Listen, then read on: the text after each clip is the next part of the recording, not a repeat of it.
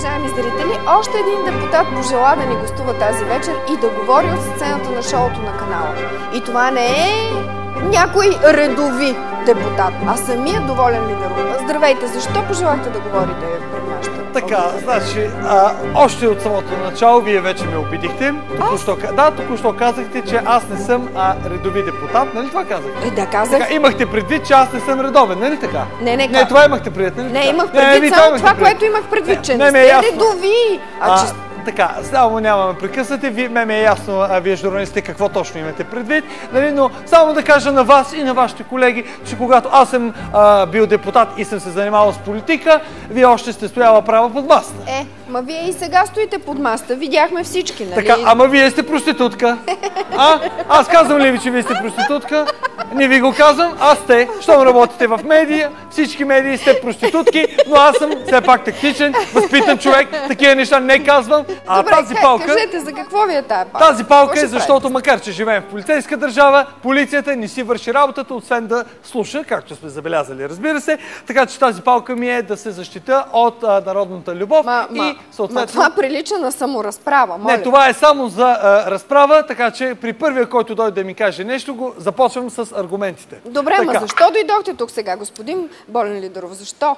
Дойдох много ясно да обясня, защо точно аз съм председател на комисията по етика. И защо точно вие сте председател? Точно това щях да направя да обясня, ако вие не ме бяхте прекъснали. Обяснявайте. Не, аз ще ви ще ме прекъснете, но това не е етично, най-малкото, което мога да ви кажа. Така, значи аз както винаги мога да изслушам своя опонент и чак тогава да го започна с аргументите. Какво да го? Казах да не ме прекъсвате, защото аз съм този, който в момента говори. Аз имам една мисъл, която вие ме прекъсвате и аз не знам откъде да започна. Аз съм председател на комисията по етика, защото никога не прекъсвам своят опонент и винаги... Ма вие не го прекъсвате, защото изобщо не му давате възможност да говори. Значи аз казах да не ме прекъсвате. Както аз никога не прекъсвам, ама вие май сте една долна жена и вие всички тук сте долни сценаристчета и актьорчета и правите долни скетчове, които усмивате нас, политиците, лидерите, които се борим за народа. Аз това не ви го казвам, нали? Защото аз съм етичен. Лидерите ви, които сами ставате за смях с поведението. Да, ето вие отново ме прекъсвате. Тък му шак да ви обясня колко сте долна вие, но вие отново ме прекъсвате.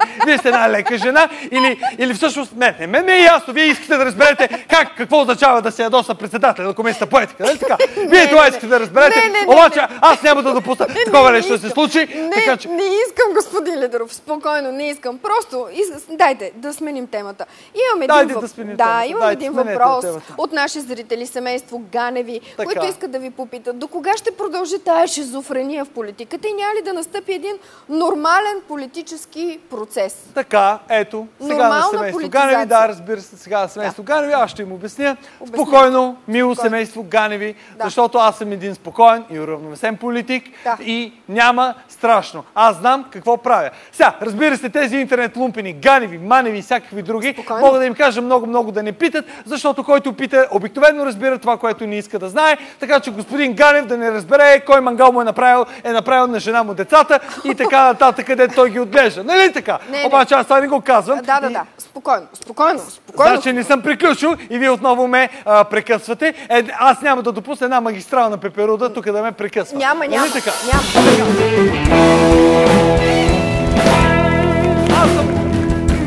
Аз съм дошъл във вашето предаване, защото най-етично искам да заявя, че Доволен Лидеров е един най-етично с палката. Съвсем нормален, съвсем отговорен, спокоен, разумен, витален и чувствен политик.